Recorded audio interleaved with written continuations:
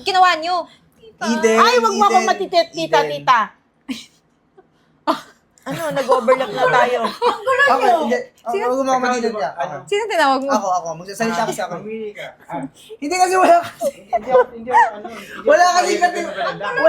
Ipapakulong kita. Ang dami nangyayari.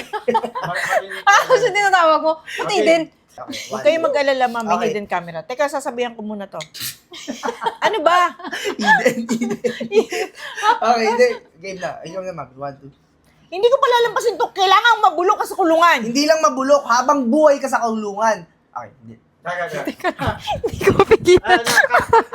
Hindi ako mabulok. Tatawa ka. Tawa ko lang. Wala siya pa. Okay. 1, 2, and... Ang dami nangyayari. Okay. 1, 2, and... Wait lang. Go.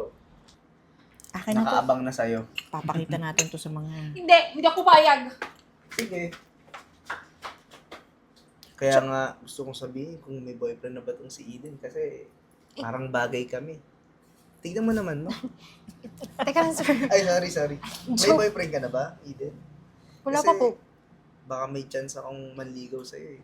Kung may chance lang naman kasi kung wala kang choice kasi liligawan pa rin kita. Ano, anak?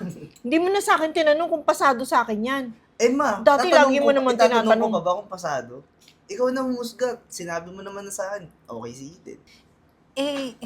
Ma'am, sir, hindi naman po talaga kami bagay, ma'am, kasi mayaman kayo, mahirap lang ako. Tsaka wala po akong napag-aralan. Ito ang plano ko.